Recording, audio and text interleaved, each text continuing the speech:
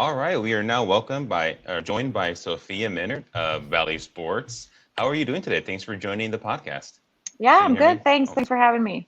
Mhm. Yeah, for sure. This is just jumping right in. This is a question we ask all of our guests on the show. How did you get into the sport of baseball and broadcasting and covering it uh, in the way that you do?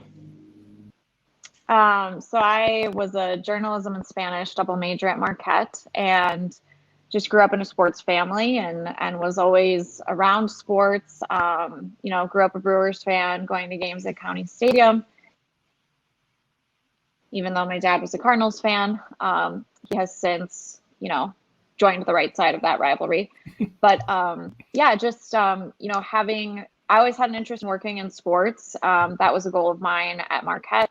So I interned at ESPN between my junior and my senior year, and working in Bristol, Connecticut, and working on the shows over there, including on Baseball Tonight, for me was what cemented that I wanted to work in television. So then I started doing internships my senior year, and from there, I took opportunities wherever I could, doing high school and college sports, doing that in Madison, doing that all over the Midwest. And then in 2012, I had an opportunity to start working with Fox Sports Wisconsin, which is now Bally Sports Wisconsin. So this is my 9th season working with the Brewers. And for the first couple of years, I was doing both Brewers and Bucks, but now I'm exclusively with the Brewers.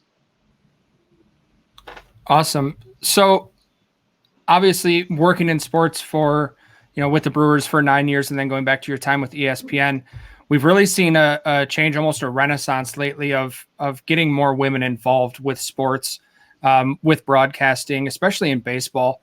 How have you seen that switching from a personal standpoint with you? I think it's great, right? I think we need more female voices. And in the time that I've been in the league, I think you've seen more women, not just in the reporting roles, which has historically been the more traditional role, but I think you're seeing now more female analysts, people like Jessica Mendoza, who was working on Sunday Night Baseball for a while. She's currently in Tokyo covering the Olympics on the softball side. And also you're seeing more women get play-by-play opportunities, which I think is even more important, to have females have more opportunities to be that lead voice of doing play-by-play. One of my good friends, Jenny Kavnar, was among the first with the Colorado Rockies. And there are women doing it in both television and radio. There's Susan Waldman with the New York Yankees, Melanie Newman with the Baltimore Orioles. And then it was just about a week or two ago that they had a historic broadcast on MLB Network, having 5 women do an all-female broadcast. It was the first time that they had ever done that before.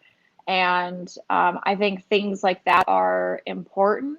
I hope we get to a point where it's not groundbreaking. I think it's important to have first, but you want to see more people follow behind them. So I've definitely seen an increase in opportunities and more importantly, really talented women proving that they can do it. Yeah, that's exciting to hear.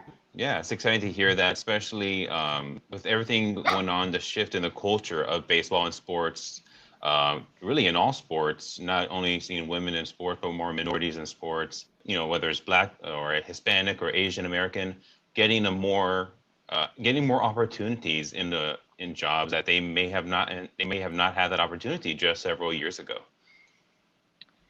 Yeah, I think that's important, just considering how diverse Major League Baseball is. There's obviously a huge Latin presence among the players. I think you're seeing even that grow, with the countries that are represented, from Dominican Republic and Puerto Rico and Mexico and Venezuela, Cuba. You're seeing influence from Asia as well, right? With Japan and China. So it really is a global game. So I think that, the people that are the faces and voices of respective teams and just across the league, it should match the representation that you're seeing with the players and the staff within the league itself.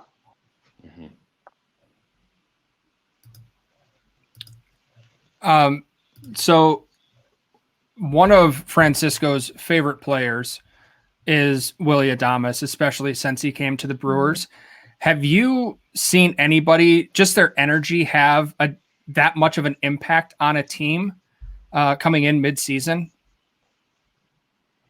It's been really remarkable. And I don't know if you could, just with the trade deadline coming up here, I don't know if there's a move that could be more impactful than the one that they already did make in May, acquiring Willy Adames from the Tampa Bay Rays. And he changed this team in the best possible way. And he did it with the energy he brings. He did it with the play on the field. He does it with the defense. He does it with the bat. He does it with how he treats people, how he cares about his teammates.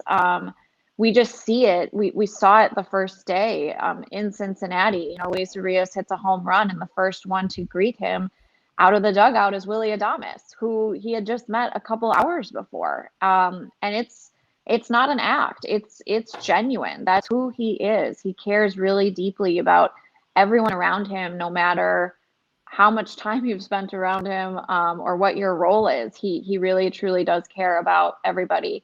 And so I think you just see that every day. He loves to have fun. He loves to have energy. He does remind me so much of Carlos Gomez, who has been a huge role model of his, and they share the same hometown in Santiago. So Willy has known Carlos since he was like 10 or 12 years old.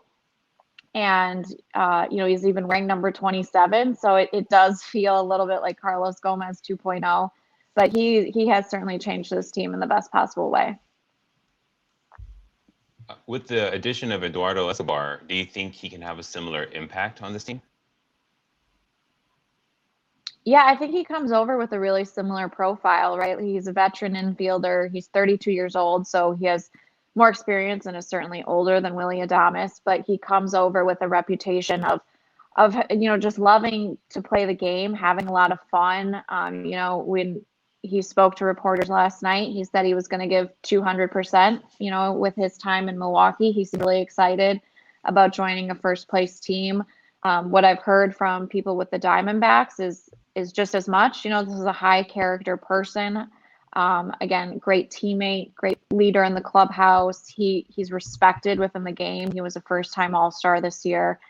And, he had been the back-to-back winner of their Luis Gonzalez Award, which is an award that the Diamondbacks give out, which kind of best exemplifies, just the talent and spirit and heart and everything that Luis Gonzalez, who is a legend for the Diamondbacks, and is currently a senior advisor for them. He was also their nominee for the Roberto Clemente Award, which kind of tells you everything that the organization, what they think of him. So certainly he could, he's not with the team yet, but he could certainly have that similar kind of impact that Willy Adames did. Do you think the Brewers still have a move left in them in just over 24 hours before the deadline? Yeah, I think so. I think they're going to continue to be active. They have until 3:00 Friday. David Stearns and Matt Arnold and the rest of the front office, they pursue every single opportunity to make the team better. They have a great track record of making the right moves. Sometimes they're surprising. Sometimes they're not what we expect. But more often than not, they end up being really impactful. And players, whether it's a pitcher, a reliever, a position player, who do ultimately help this team win and accomplish the goal of getting to the postseason, which for them, they're trying to do for a fourth straight year. So, they're in a great position, and I think they're going to continue to be active, knowing that, this is essentially it. This is your last opportunity to add to the team. It's incredible that of all the teams, only 3 have made the playoffs the past 3 years, the Dodgers, Oakland, and the Brewers. There was an article in The Athletic about that the Brewers may not have anybody, or they may be willing to trade any other minor leaguers to get an impact player. Is there validity in that? Do you think there's anybody who is quote unquote untouchable on the Brewers in their farm system? I don't know if they would consider anybody untouchable. I mean, I think you have to recognize that in order to make these trade deadline moves, especially when you're acquiring major league talent, usually the price you pay for that is matching the major league talent or, a number of minor league prospects, right? They had to give up 2 minor league prospects in order to acquire Eduardo Escobar. You go back even to the Miami trade to acquire Christian Yelich, a player of that caliber. You have to give up 4 of your top prospects. So I mean, there is a price to adding to your team. So I would not go as so far as to say that someone is untouchable in the organization. You could say maybe a top pick like an Ethan Small, who they believe in and could be in the vein of like a Brandon Woodruff, Corbin Burns, even an Aaron Ashby, right, who we saw earlier this year. So I think there are certainly prospects you would like to protect, but to go so far as to say untouchable, I'm just not sure you could say that. So with this being the last time to add, to the lineup from outside of the organization, obviously Christian Yelich hasn't been what we saw him be in 2018 and 19. With all the Simone Biles talk going on right now about just the mental aspect of it and how, some of what she's doing is just hard for her to mentally process and deal with the potential of an injury with some of that stuff. Do you think a lot of Yelich's issues right now are mental, going back to that foul ball he took off the knee that ended his 2019 season? Or do you think it's more than that at play here? I don't. No, I don't. I mean, I can't speak to Christian's mental state, but just being around him every day, watching him, how he goes about his work, he can handle pressure and stress and expectations as good as anybody as I've ever seen. I mean, what he went through in 2018, where his career and his life changed virtually overnight, it felt like, with how he came out of the All-Star game, hitting a home run in that game, and then just how he just absolutely took off in the second half of 2018. And by the end of that season, he was hearing MVP chants on a nightly basis, right? And the weight of this team was totally on his shoulders. And it was the same thing in 2019 before the injury. So he is not afraid of taking that responsibility. And I think he knew when he signed the long-term deal of 9 years and essentially committing his career to the Brewers in 2020, he's very aware of what the expectations are, and he's very aware that he's the face of the franchise now, and he can handle it. He's prepared for that. So it definitely has not been the kind of production that we've seen from Christian in terms of the power and the slug, but the on-base percentage is still there for him. It's over 400. He's drawing a lot of walks. He is still an excellent base runner. He is still giving this team great defense. And it's still the threat of Christian Yelich every night. He can still do damage on any pitch. We just haven't seen it show up consistently, and we're holding him to an almost impossible standard of the production that he did give this team in 18 and 19. So, but I think Christian takes everything in stride. He's very humble. He's still doing the work. It's not for a lack of effort. So, again, he's still Christian Yelich. Even when he's not at his best, he's still better than the majority of the league. You were talking about expectations and how we had expectations put on him after what he did in 2019. He obviously hasn't lived up to that. In 2020, we thought COVID, and then now it's kind of maybe a slow start. But at what point do we maybe think that 2019 was a fluke and he's just maybe not that hitter? Or is it more like kind of what Todd was saying about the mental side of things, or is it just maybe something else? Or what are the thoughts on Keston Hiura and what he's has and hasn't been able to do? Yeah, I think what we need to keep in mind with Keston is he's still a really young player. And we saw him come up in 19 and have success, and then 20 was an abbreviated season. It was obviously a very tough start for him to this season, and he's been optioned to AAA twice now, to try to get it right. And the second time they brought him up, it was really out of necessity, because that's when Daniel Vogelback went down with the hamstring injury. And I think the thing to keep in mind is that coming into this season, even with the success that Keston Hiura had shown us, it was still less than one full major league season. When you take the number of games in 19, it's a 60-game season last year, and then the first part of this season, it only amounts to a full 162-game season. So I think for Keston, he's still learning at the major league level. He's still a developing player. and he's learning himself, right? I think, there's no secrets, there's no shortage of information at this level. So his issues for him have been handling velocity, the high fastball, chasing out of the zone. So he's been working on his strike discipline. He's been working on pitch recognition. His mechanics are a little unorthodox with the leg kick. So these are kind of all things that Keston has to work on, and he's going to continue to do that. Again, this is still a player with a lot of talent, a lot of upside. They've always liked his aptitude. So there is still a lot of confidence in Keston that he can get things turned around. Yeah, and that would be, huge if you look at, if Yelich can get back to, even 80-90% offensively of what we were seeing from him towards the end of 18 and 19, and then, Hira brings some of that back. That just almost seems like an endless amount of bats in this lineup, which would be great. Last question here for you, Sophia.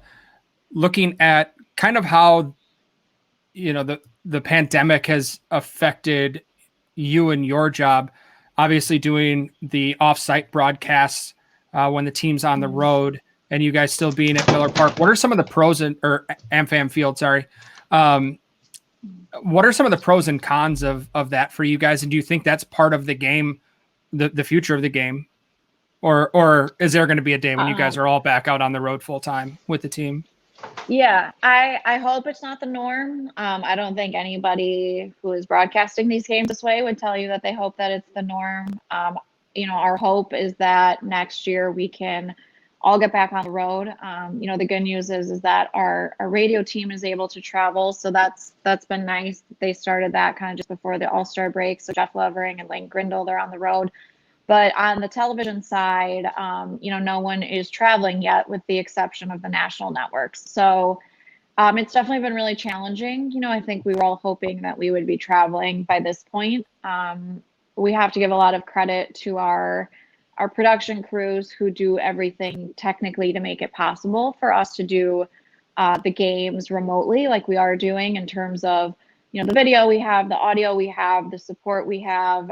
We're all doing the best that we can to still make it a quality product. And I hope, it's certainly not the same, but I hope for the fans watching at home that they don't feel like there has been a significant drop off in the quality of, the games and the broadcast that they're seeing every night. I think we are still doing our best, to make it seem, as natural and as consistent as we can, considering what we're missing. So, I'm hopeful that next year we're all back on the road. It's definitely really challenging to do it this way. And especially at this time of year, right, when there's a lot going on with the trade deadline, you're getting into August and September, you're getting into a postseason push. And again, this is a really fun team to watch. So you feel like you're missing a lot, but our hope is that next year we can all get back on the road. For sure. Yeah, I think that would be ideal for most fans. Like you mentioned, it's hard to tell a lot of times at home because the production value is so good still that you guys aren't there in the ballpark. Every once in a while you'll catch Rock, see a replay and be like, oh wait, actually that was a slider, or something like that, where normally he's going to pick that up if he's in the ballpark. Other than that, there's not really a difference from the fan experience, I don't think, other than obviously not having, the post-game interviews with you guys on the field, which is always something we look forward to. So we appreciate you coming on today, Sophia. I know you've got a lot going on there, so thank you so much for your time. You are obviously welcome back on anytime. We'd love to have you. So thank you very much. And if you want to let the folks know where they can find you on Twitter or out in the socials, that'd be great. It's just at Sophia Minnaert. Pretty easy. Instagram and Twitter. So pretty easy for everyone. Awesome. Thank you very much.